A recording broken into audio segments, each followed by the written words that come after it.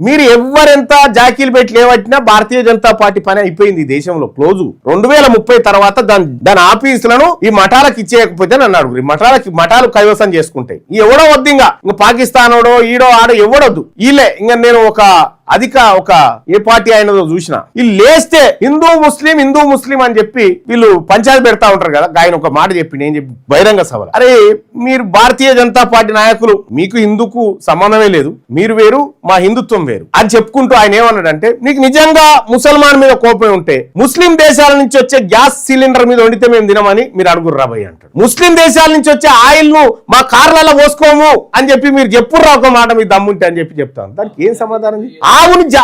గోమాతకు ఆవును జాతీయ జంతువు చేయరంటే చేయరు. ఎందుకు చేయరు? ఆ కొట్లాట అట్లుంటేనే వీళ్ళు పబ్బం గడుస్తుంది. కాబట్టి ఈ రకంగా భారతీయ జనతా పార్టీ దేశాన్ని సర్వనాశనం చేసి కూర్చుంది. నరేంద్ర మోడీ ప్రధానమంత్రి అయినప్పటికీ డాలర్ విలువ 59 రూపాయలు ఉండే, ఇలా 96 రూపాయలకు వచ్చింది. సిగ్గుచేటు. 10-12 ఏళ్లలో ఈ దేశం పరిస్థితి గిడికి తీసుకొచ్చింది నరేంద్ర మోడీ. భారతీయ జనతా పార్టీ చేసినటువంటి మోసం ఇంకా మళ్ళా ఈయన ఈ బీఆర్ఎస్ పార్టీ మేము సాటుకు ఇప్పుడు సార్ మేము మొన్న పేపర్ లీక్ అయినా కూడా మేము మిమ్మల్ని ఏం అనలేదు సార్, మా అంతరం మేమున్నాం అని చెప్పి రేపు పొత్తుకుపోతుండొచ్చు. భారతీయ జనతా పార్టీ ఎవరు పడితే వాడు సర్వనాశనం పార్టీగా మీరు గుర్తు పెట్టుకోరు. తాజెడ్డ కోతి వనమంతా చేసినట్టుగా ఆడ కలకత్తాలో ఈవీఎంలు కాలిపోతాయి, దాని మీద సప్పుడు ఉండదు. ఏంది దేశంలో జన్జీ యువత మీరు మేల్కొన్నారు, మీకు హ్యాట్సప్. తెలంగాణ రాష్ట్రంలో ఉన్నటువంటి యువతకు కూడా చెప్తా ఉన్నా, ఈ ప్రభుత్వాలే మినహాయింపు కాదు, మనకు ఈ ప్రతిపక్ష పార్టీలే మినహాయింపు కాదు. మన కాళ్ళ మీద మనం నిలబడాలి, మన ఆలోచనలు అసెంబ్లీలో ప్రతిబింబించాలి, మన ఆలోచనలు ప్రజల ఆకాంక్షలు చట్టాలుగా మారాలి.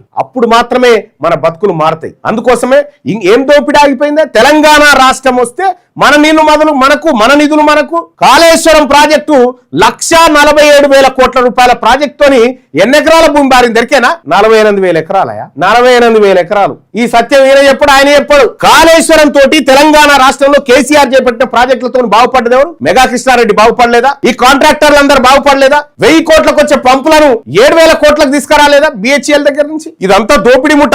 ప్రజలారా, తెలంగాణ రాష్ట్రం నిజంగా బిచ్చమెత్తుకునే పరిస్థితిలో ఏమీ లేదు, కానీ బిచ్చమెత్తుకునే పరిస్థితికి వీళ్ళు తీసుకొచ్చినారు. ఇప్పటికైనా మన తెలంగాణను కాపాడుకుందాం, ఇప్పటికైనా తెలంగాణ రాష్ట్రాన్ని కాపాడుకుందాం. ఇప్పుడు భారతీయ జనతా పార్టీ పని అయిపోతుందిగా, ఇక మెల్లగా ఉన్న రెడ్లు వెలమ ఇళ్ళకి దుంకుతారు. ఇక ఇంకో పార్టీలకు ఏది పవర్ లోకి వస్తుంటే దాంట్లోకి దుంకుతారు. ఇది అయిపోగానే ఇంకో దాంట్లోకి దుంకుతారు, ఇది అయిపోగానే ఇంకో దాంట్లోకి దుంకుతారు. వీళ్ళు దుంకుడే, ఇక ఇలా పని అంతా దుంకుడే వాళ్ళ.